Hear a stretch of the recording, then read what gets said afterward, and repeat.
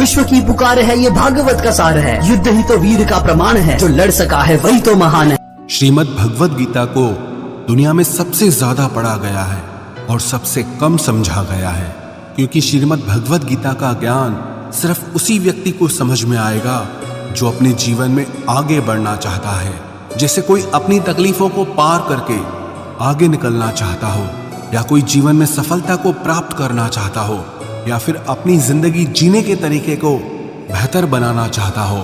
वास्तविकता में गीता मनुष्य के जीवन को हर तरह से बेहतर बनाती है। इसीलिए जो इंसान जीवन में कुछ करना चाहता है उसे ही गीता का ज्ञान समझ में आएगा, लेकिन जो सिर्फ मनोरंजन या सिर्फ जानकारी बढ़ाना चाहता है तो वो गीता के असली अर्थ को कभी समझ नहीं पाएगा। वास्तविकता में गीता का असली काम यही है कि आपकी हर समस्या का हल आपको देना, आपके हर प्रश्न का उत्तर आपको देना और आपको जिंदगी में आगे बढ़ने के लिए सही रास्ता दिखाना। आज हम उसी श्रीमद् भगवद गीता की 10 शिक्षाओं के बारे में चर्चा करेंगे। श्रीमद् भगवद गीता की पहली शिक्षा यह है कि ये कलयुग अर्थ और काम का युग है। इसका मतलब आज के युग में लोग आपसे सिर्फ तभी रिश्ता रखेंगे, आपसे सिर्फ तभी प्रेम से बात करेंगे, या तो उनका आपसे कोई काम बनता हो या आपसे किसी को पैसे मिलते हों। आज के समय में किसी के मीठे शब्दों से उसके चरित्र को अच्छा मत समझ लेना। ये मीठे शब्द आपको फंसाने के लिए बोले जाते हैं। जैसे ही किसी का स्वार्थ आपसे पूरा हो जाता है, फिर पता चलता है कि उस इंसान की असली जुबान कैसी है, क्योंकि इंसान को छलने के लिए मीठे शब्दों से बड़ा और कोई हथियार नहीं होता। अपना काम बनाने के लिए लोग आपकी तारीफ भी करेंगे, अपना काम बनाने के लिए लोग आपको अपना भी कहेंगे, अपना बनाएंगे भी। अपना काम निकालने के लिए लोग आपसे रिश्ता भी जोड़ेंगे, लेकिन अगर आप उनके इस व्यवहार को सच समझकर इसमें फंस जाएंगे तो आगे चल के आपके दिल को बहुत बड़ा धक्का लगेगा। कहते हैं ना, वक्त आने पर गधे को भी बाप बनाना पड़ता है। वास्तविकता में ये वही युग चल रहा है जहां लोग अपना स्वार्थ पूरा करने के लिए किसी भी हद तक गिर सकते हैं। किसी शहर में एक गुरुजी का नाम बहुत प्रसिद्ध था, सब लोग उनको बहुत मानते थे। तो वहां का एक व्यापारी उन गुरुजी के पास गया और गुरुजी से कहने लगा कि मुझे अपना शिष्य बना लो, मुझे दीक्षा दे दो। तो गुरुजी ने उस व्यापारी को दीक्षा देके अपना शिष्य बना लिया। दूसरे दिन उस व्यापारी ने अपने गुरुजी की तस्वीर अपनी दुकान पे लगा दी। जब लोग वहां से गुजरने लगे तो वो लोगों से कहने लगा कि आप मुझसे सामान खरीदो, सबसे अच्छा और सबसे सस्ता सामान मैं ही बेचता हूँ। मैं अपने गुरुजी की कसम खा के कहता हूँ कि मैं आपसे कोई लाभ नहीं कमा रहा। धीरे धीरे बात गुरुजी के कानों तक पहुंची कि कोई एक व्यक्ति है जो आपका नाम लेकर, आपकी कसमें खाकर लोगों को सामान बेचता है, लोगों को बेवकूफ बनाता है, और लोग उसके पास इसलिए चले जाते हैं क्योंकि वो आपका शिष्य है, और यहाँ तक कि वो आपकी कसमें भी खाता है और लोग उस पर भरोसा कर लेते हैं कि अपने गुरु की कसम खाता है तो कैसे ये धोखा कर सकता है। एक दिन गुरुजी उसकी दुकान पर गए तो गुरुजी ने जाके देखा कि वास्तविकता में कि ये मेरी कसमें खा करके लोगों को सामान बेचता है। तो गुरुजी ने उस व्यापारी से कहा कि तुम मेरे शिष्य होकर लोगों के साथ धोखा क्यों करते हो, तुम्हें तो अच्छे काम करने चाहिए। तो वो व्यापारी बोला, मुझे गुरु शिष्य कुछ समझ नहीं आता, मुझे सिर्फ अपना फायदा समझ आता है। मैंने देखा कि सारा शहर आपको मानता है तो मुझे समझ आया कि आपको गुरु बनाने से मुझे बहुत फायदा मिलेगा। मेरी कोई धर्म में रुचि नहीं है, मेरी फायदे में रुचि है। और जब से मैंने आपका नाम लेना शुरू किया, आपके नाम की कसमें खानी शुरू की, तब से मेरा व्यापार और बढ़ गया है। ये सुनकर गुरुजी को बहुत धक्का लगा कि कैसा समय आ गया है, कैसा युग आ गया है कि लोग अपने फायदे के लिए किसी भी हद तक जा सकते हैं। ये किसी वक्त की विडंबना है कि लोग अपने माँ बाप तक को नहीं छोड़ते, अपने गुरु तक को नहीं छोड़ते। इंसान इंसान को नोच के खा रहा है। हर इंसान कोशिश करता है कि सिर्फ मेरा फायदा होना चाहिए, चाहे सामने वाले का कितना ही नुकसान क्यों ना हो जाए। आज के युग में अगर आप किसी को अपना फायदा उठाने दोगे तो लोग वो मौका कभी नहीं छोड़ने वाले। इसलिए किसी के मीठे शब्दों में, किसी की अपनेपन की बातों में कभी मत फंसना, बल्कि आंखें खोलकर इंसान को परखना सीखो, सच्चाई को देखना सीखो।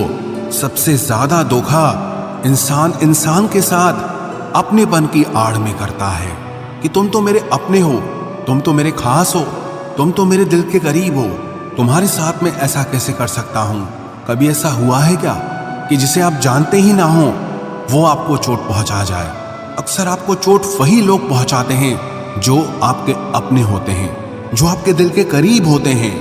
गीता का इतना अद्भुत ज्ञान, महाभारत की ऐसी लड़ाई पराये लोगों में नहीं थी, ये भाइयों की लड़ाई थी, एक ही परिवार की लड़ाई थी और करोड़ों लोग उस लड़ाई में मारे गए।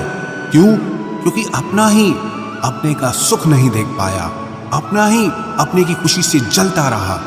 आपने कभी गौर किया, आप जिसे भी ये कह दोगे ना कि वो आपके लिए खास है, कि आप उसे अपना मानते हैं, देखना आज नहीं तो कल वो आपको चोट जरूर पहुंचाता है। वक्त लगता है, एक दिन में बात समझ नहीं आती, लेकिन एक दिन जरूर समझ आती है कि यहां कोई अपना नहीं है। इस शिक्षा का उपदेश ये नहीं है कि हम लोगों से नफरत करने लग जाएं या लोगों से गलत व्यवहार करने लग जाएं। इस शिक्षा का यही अर्थ है कि आप लोगों के भरोसे मत बैठे रहो। आप किसी से ये उम्मीद लगा के मत बैठ जाओ कि ये आपका जिंदगी भर साथ देगा, कि वो आपका साथ कभी नहीं छोड़ेगा। अरे सब साथ छोड़ते हैं। आपकी जिंदगी में कई लोग आएंगे और कई लोग जाएंगे। ये जो आप अपने दिल में बिठा के बैठ जाते हैं कि ये मेरा हमेशा साथ देगा, ये बात कभी अपने दिमाग में मत आने देना।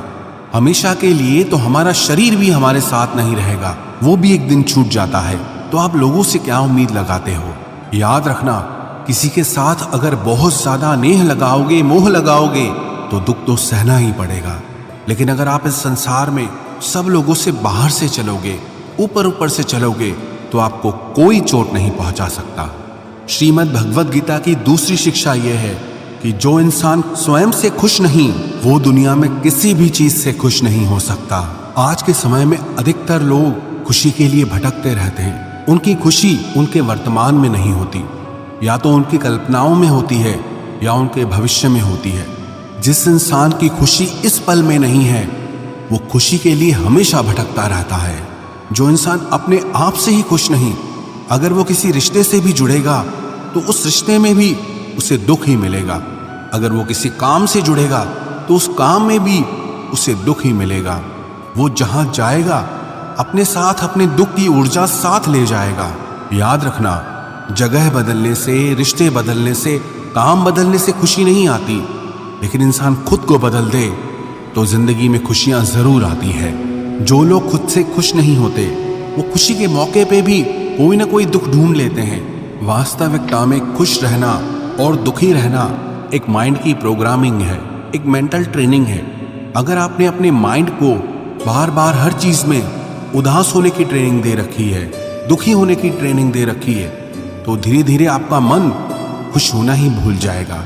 लेकिन अगर आपने अपने मन को छोटी छोटी बातों पे खुश होने की आदत डाली है, तो आप जिंदगी के हर पल में खुशियों को जी पाएंगे। इतनी सी बात अगर किसी को समझ में आ जाए कि खुशियां और दुख हमारे माइंड की प्रोग्रामिंग से चलती है, तो आप अपनी जिंदगी को खुशहाल बना सकते हो, या फिर आप अपनी जिंदगी को दुखों के अंधेरे में धकेल सकते हो। इसीलिए इसे समझना बहुत जरूरी है।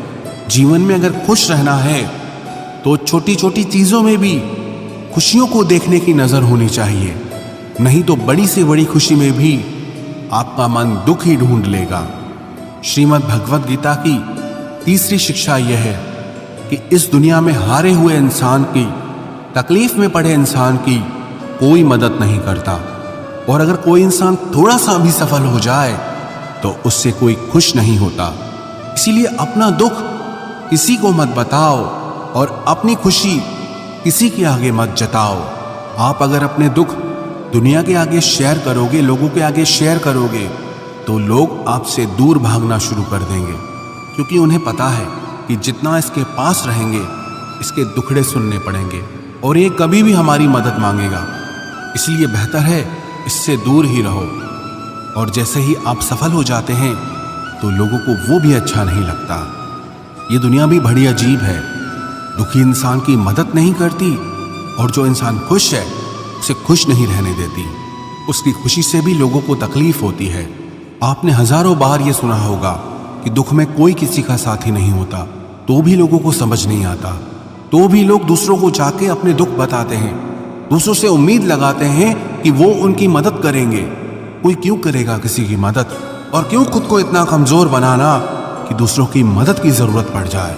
और क्यों आप अपनी खुशियों को दूसरों को बताए बिना नहीं जी सकते। कई लोगों को आदत होती है, जब तक अपनी सफलता के बारे में, अपनी खुशियों के बारे में 10-20 लोगों को नहीं बता देंगे, तब तक उनका मन भरता ही नहीं है। इसीलिए ही जब आप अपनी खुशियां लोगों को बार बार बताते हो, तब आपके बनते हुए काम भी रुक जाते हैं, बनते हुए काम भी बिगड़ जाते हैं। क्योंकि काम बनने से पहले ही आप अपनी योजना के बारे में सबको बता देते हो। जब तक आप सफल हुए नहीं हो, किसी को कुछ मत बताओ। जब तक आपकी योजनाएं पूरी नहीं हुई हैं, किसी को कुछ मत बताओ। और जिस दिन आप सफल हो जाओगे, जिस दिन आपकी योजनाएं पूरी हो जाएंगी, तब आपको बताने की जरूरत ही नहीं पड़ेगी। लोगों को अपने आप आपकी सफलता दिख जाएगी। इसलिए चाहे आपकी खुशी हो, चाहे आपका दुख हो, उसे अपने तक ही रखना चाहिए। श्रीमद् भगवद गीता की चौथी शिक्षा यह है कि मनुष्य का आहार सात्विक और संतुलित होना चाहिए। कलयुगी आदमी कहीं भी कुछ भी खा लेगा। जिस इंसान को यह समझ नहीं कि क्या खाना चाहिए, कितना खाना चाहिए, कहाँ खाना चाहिए, कैसे खाना चाहिए, वो जीवन की ऊंचाइयों को कभी नहीं छू सकता। आजकल अधिकतर लोग बस स्वाद के पीछे पागल हो गए हैं। कई लोग तो कहते हैं हमारे शहर से 50-100 किलोमीटर दूर एक जगह है, वहाँ खाने का टेस्ट बहुत अच्छा है। दिल्ली से 2 घंटे दूर पराठे बहुत अच्छे मिलते हैं, वहाँ हम रेगुलरली पराठे खाने चाहते हैं। 2 घंटा जाना, 2 घंटा आना, सिर्फ एक छोटी सी जुबान के स्वाद के लिए। याद रखना, जो लोग कहीं से भी कुछ भी खा लेते हैं, उन्हें इस बात की समझ होनी चाहिए कि उस भोजन में, उस आहार में ना पवित्रता है, ना प्रेम है। उस व्यक्ति को आपसे कोई प्रेम नहीं है और उस आहार को बनाने में कोई पवित्रता का ध्यान नहीं रखा जाता। लेकिन लोगों को किसी बात से फर्क नहीं पड़ता, बस जुबान पे टेस्ट आना चाहिए। फिर चाहे हमको 10 दिन का सड़ा हुआ खाना खिलाया जाए, बस टेस्ट अच्छा होना चाहिए। चाहे उस खाने में गंदगी भरी हो, लेकिन हमारी जुबान को उसका टेस्ट अच्छा लगना चाहिए। आज के समय में लोगों के खाने पीने का कोई नियम नहीं है, कोई धर्म नहीं है।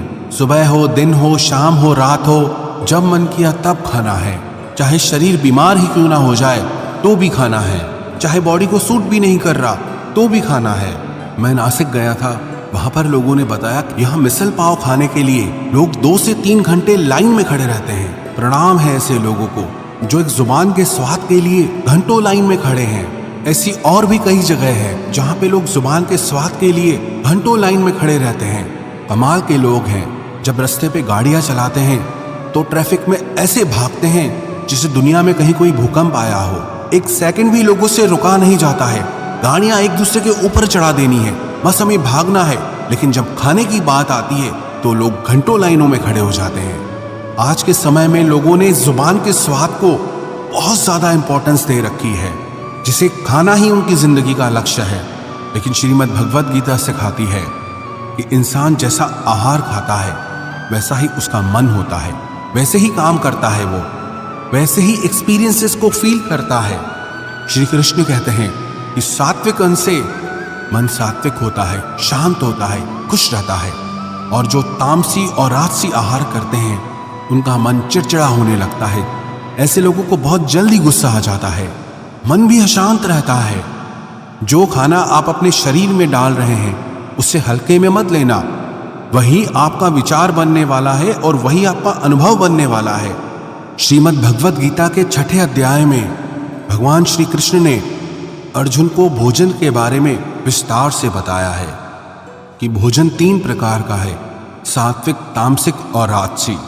सात्विक आहार आपके शरीर की उम्र को बढ़ाता है, आपके मन को सुख देता है, आपके माइंड में आपको सेटिस्फेक्शन देता है, जीवन को खुशी देता है और ऐसा आहार रसमय होता है। राजसी आहार दुख, शोक और रोग उत्पन्न करने वाला होता है। इसीलिए बहुत ज्यादा गर्म, तीखा और जलन पैदा करने वाला खाना रजोगुणी आहार कहा जाता है। और जो खाना घंटों पहले बनाया गया हो, जीवों की हत्या करके बनाया गया हो, बहुत अपवित्रता से बनाया गया हो, बहुत ज़्यादा गर्म, बहुत ज़्यादा तीखा और खट्टा हो, या जिसमें नशीले पदार्थ डाले जाते हों, ऐसा खाना तमोगुणी आहार कहा गया है। और इनमें से जैसा आप खाना खाएंगे वैसे ही आपकी बुद्धि होगी, वैसे ही आपका जीवन बनने वाला है। इसलिए श्रीमद् भगवद गीता ये सिखाती है कि अगर आप जीवन में खुश रहना चाहते हो तो हमेशा सात्विक और संतुलित आहार ही करना चाहिए। श्रीमद् भगवद गीता की 5वीं शिक्षा ये है कि खुद को ऐसा कभी मत बनाओ कि लोग आपका इस्तेमाल करके चले जाएं। खुद को ऐसा कभी मत बनाओ कि लोग आपको चोट पहुंचाकर चले जाएं। अपने आप को कभी भी बेचारा बना के नहीं जीना चाहिए। इससे लोग आपको अच्छा नहीं मानेंगे बल्कि आपका फायदा उठाएंगे। आपको कैसा बनना है ये आप पे निर्भर करता है। अगर लोग आकर के आपको आसानी से चोट पहुंचा जाते हैं, आपका इस्तेमाल करके चले जाते हैं, तो आपको गौर करना चाहिए कि ऐसा क्या कारण है कि लोग आपको आसानी से चोट पहुंचा देते हैं। क्योंकि कई लोग दुनिया में ऐसे होते हैं जिनसे बात करने में भी लोगों को डर लगता है। जिस इंसान का मन मजबूत है उसे कोई चोट नहीं पहुंचा सकता, लेकिन जो इंसान मन से ही कमज़ोर है उसे चोट पहुंचाना बहुत आसान हो जाता है। इसलिए ये बहुत ज़रूरी है कि आपका मन मजबूत होना चाहिए, आपके विचार मजबूत होने चाहिए। कमज़ोर मन और कमज़ोर विचारों के साथ जियोगे तो जगह जगह आपको चोट ही लगती रहेगी। इसलिए अपने आप को ऐसा कभी मत बनाओ कि आपको कोई भी चोट पहुंचा के चला जाए। श्रीमद् भगवद गीता का 6वां उपदेश यह है कि मनुष्य को दुष्कर्म का त्याग करके हमेशा सत्कर्म करते रहना चाहिए। जब मनुष्य किसी भी कर्म को सिर्फ और सिर्फ अपने स्वार्थ के लिए ही करता है, तब वो अपने स्वार्थों की पूर्ति करते करते कब दुष्कर्मों में लग जाता है, कब बुरे कर्मों में लग जाता है, उसे पता ही नहीं चलता। लेकिन जब कर्म को करते हुए मन में निस्वार्थ भाव आता है, लालच का भाव नहीं आता, तो वो इंसान बुरे कर्मों से बचा रहता है। क्योंकि लालच ऐसी चीज़ है जो अच्छाई और बुराई की समझ खत्म कर देती है, सही गलत का फर्क मिटा देती है। इसलिए जो इंसान अपनी लालच, अपना स्वार्थ नहीं छोड़ सकता, वो कभी किसी का भला नहीं कर सकता। ऐसा इंसान न समाज की सेवा कर सकता है, न लोगों की सेवा कर सकता है, न अपने देश की सेवा कर सकता है। क्योंकि उस इंसान का लक्ष्य सिर्फ और सिर्फ अपना फायदा निकालना होता है, सिर्फ अपना पेट भरना होता है। एक लालच से भरा हुआ प्राणी जुर्म करने में भी देर नहीं करता, कोई अपराध करने में भी देर नहीं करता। इसलिए जीवन में अपने स्वार्थ से थोड़ा ऊपर उठकर जीना चाहिए। क्योंकि कर्म का चक्कर ऐसा है, जिसने जो किया है उसका फल उसे ज़रूर मिलता है। जिसने जो बीज बोया है उसका फल उसे ज़रूर मिलेगा। अगर किसी ने कांटे बोए हैं तो उसे कांटे ही मिलेंगे। अगर किसी ने फूल बोए हैं तो जिंदगी भी उसका फूलों की तरह स्वागत करेगी। श्रीमद् भगवद गीता का 7वां उपदेश यह है कि जिस इंसान को अपनी जिंदगी में, अपने आसपास की दुनिया में, अपने रिश्तों में हमेशा सब कुछ बुरा ही दिखाई देता है, सब कुछ गलत ही दिखाई देता है, ऐसा इंसान बहुत जल्दी ही डिप्रेशन में चला जाता है। जो इंसान अपनी जिंदगी में एक भी खुशी नहीं ढूंढ पाया, खुश रहने का एक भी कारण नहीं ढूंढ पाया, उसके हैप्पी हार्मोन्स धीरे धीरे कम होने लगते हैं और अकेलापन, उदासी, डिप्रेशन उसके जीवन में बढ़ने लगते हैं। माना कि बाहर की परिस्थितियों को आप कंट्रोल नहीं कर सकते, लेकिन उन परिस्थितियों में आपको खुश रहना है या आपको दुखी होना है, ये पूरा चुनाव सिर्फ आपका है। कई लोग कहते हैं कि ऐसी परिस्थितियों में कोई कैसे खुश रह सकता है, तो फिर दुखी रहो। और अगर दुखी रहना नहीं पसंद तो फिर अपनी परिस्थितियों को बदलने की कोशिश करो। और कोई ऑप्शन नहीं है आपके पास, या तो जो परिस्थिति चल रही है उसमें खुश रहो। अगर वो परिस्थिति पसंद नहीं आ रही है तो उस परिस्थिति को बदल दो। लेकिन अगर आप दोनों नहीं कर पा रहे तो आप हमेशा पिसते रहोगे, क्योंकि ना तो आप परिस्थिति बदल पा रहे हो, ना ही आप अपने विचार बदल पा रहे हो। खुश रहना है तो दोनों में से एक चीज तो बदलनी ही होगी, या तो परिस्थिति बदलो या फिर अपने मन के विचार बदलो। और अगर दोनों नहीं बदल सकते तो फिर दुखी रहने के लिए तैयार रहो। श्रीमद् भगवद गीता की 8वीं शिक्षा यह है, किसी बेकसूर इंसान के साथ धोखा करना, उसका बेवजह जानबूझकर दिल दुखाना इस दुनिया का सबसे बड़ा पाप होता है। श्री व्यासदेव जी महाराज जिन्होंने महाभारत की रचना की, 18 पुराणों की रचना की, उनसे किसी ने पूछा कि आपने इतने सारे शास्त्र लिखे, इतनी किताबें लिखी, इतना कोई कैसे पढ़ सकता है? आप इन सारी किताबों का सार बता दो, एक ही शिक्षा में बता दो कि इन सब ग्रंथों में लिखा क्या है। तो व्यास जी बोले, परोपकाराय पुण्याय पापाय परपीडनम अष्टादश पुराणेषु व्यासस्य वचनम द्वया। व्यास जी कहने लगे कि मैंने सारे शास्त्रों में कुल 2 बातें खास रूप से लिखी हैं, कि मेरे लिखे गए सारे शास्त्रों का सार सिर्फ 2 बातों में समाया है। एक, कि किसी के दिल को खुश करना सबसे बड़ा परोपकार है, सबसे बड़ा धर्म है, और किसी के दिल को दुखाना, किसी के मन को चोट पहुंचाना सबसे बड़ा पाप है। श्रीमद् भगवद गीता की 9वीं शिक्षा यह है कि जब तक आप औरों से सम्मान की उम्मीद करते रहोगे, तब तक आपका अपमान होता ही रहेगा। जब तक आपको ये इच्छा है कि कोई आपकी कदर